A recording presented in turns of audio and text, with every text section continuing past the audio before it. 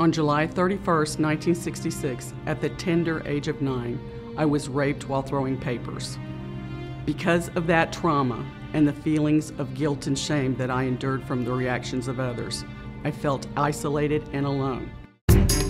Now, as a healed rape survivor, I passionately advocate a way to overcome obstacles and for people to understand adverse events that occur in their lives.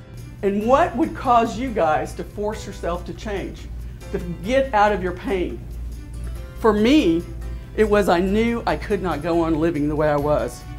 I was at a point where I was going to cut my life short because it was too painful. But then, guess what? Something amazing happened. Whenever you get to that low point, have you ever noticed that sometimes when you get to that low point, that's when you get that hint of inspiration? I'd like for people to know that they can find joy and happiness despite any adversity that they've gone through. We are all part of the whole, and we are not separate. And because of that, I learned that I could live, that God had God within me, and He was also outside of me.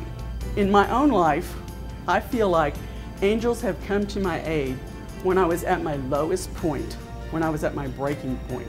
My main message is that we all can experience an intuitive knowledge of God and find joy and happiness. And I approach that message through a scientific method. And by dissolving guilt and shame with simple adjustments in thinking, we can find true happiness and joy.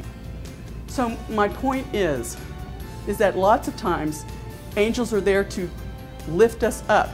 Now when I say lift us up, usually when you think of an angel, how do you picture an angel in your mind? With wings, that's right. And what is the purpose of wings?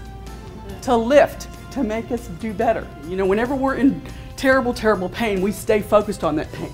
And because we are part of the whole, we have both good and bad within us, you can either choose to focus on the pain or you can change directions. I'm qualified to speak about this subject because I have experienced very many life-changing events, including a childhood rape at age 9, the inappropriate fondling from my father, who was an alcoholic.